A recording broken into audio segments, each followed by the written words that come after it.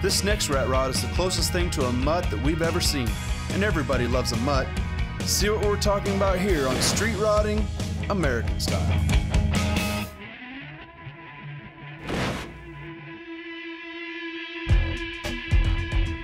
Walter, can you describe to me what we're looking at here? Well, it's a combination, as you can tell. The frame is a two-wheel drive Ford Explorer. The rear end is also out of the Explorer. The motor is, I think, about a 52 Packard. The radiator is out of a Massey Ferguson Swather. The grill is a 35 Ford. The cab's a 36 Ford. The bed is a Model A. The seats are out of a 62 Cadillac Ambulance. It's got a Ford top-load 4-speed transmission bolted to a Chevy bell housing with an adapter bolted to the Packard motor with the Ford clutch pressure plate. I'm worn out just listening to you, Walter, on this. Where did you start? Now, did you build this or did you have someone else build this for you? No, a friend of mine by the name of Von Beamer actually built it. And I've done a lot of, not a lot, but cosmetic stuff to it. The pinstriping, all the stuff that doesn't take a lot of talent. My wife actually done the pinstriping. She's an artist.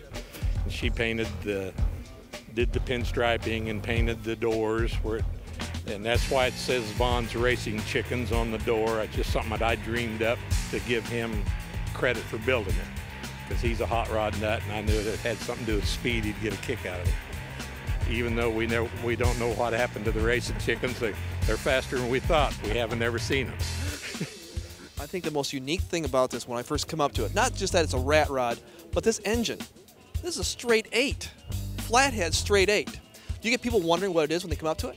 Yes, and the older generation especially, the people, say 70 plus years old, that grew up with flathead inline 8s, they try to figure out what brand of 8 it is. It said so on the head, but he ground it off so you can't see the manufacturer's name. It just gives the firing order in cubic inches, all it says on it. Why do you do that? To make you guess. It's all part of the game, isn't it? Correct. The exhaust also grabs a lot of people's attention. Tell me about the exhaust. Well, same thing. He just had a bunch of bends and welded them together and went from there. It has no baffles in it or anything, but it's not any louder than a Harley Davidson. It sounds unique. It sounds a lot meaner than it actually is. Tell me about that transmission. It's I think he told me a 68 Ford Mustang, top load 4-speed.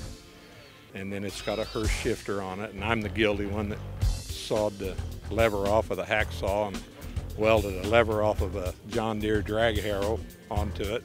So why did you get a radiator from a Swather? Well, it fit the grill. And that's the only thing he told me, it fit the grill, and he had it. Anything special about the interior?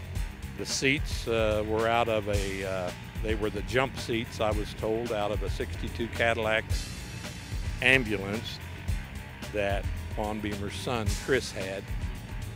And there again, there was no cushion in them, therefore you can sit low in them. And they had them, and that's what they used. Does your wife enjoy riding with you? She's rode with me once for about 4 miles. Not that she was against it, it just doesn't happen. No, she's not really into it as you are. No, she's not into it. She is a speed freak. I got to give her credit for that. You don't want to ride in it very far. Is it pretty rough? It rides smooth. It's just you don't have a lot of room. And me being 6'2", it's pretty cramped. Well, Walter, can you do me a favor? Can you start this bad boy for me? Sure, I'll be glad to.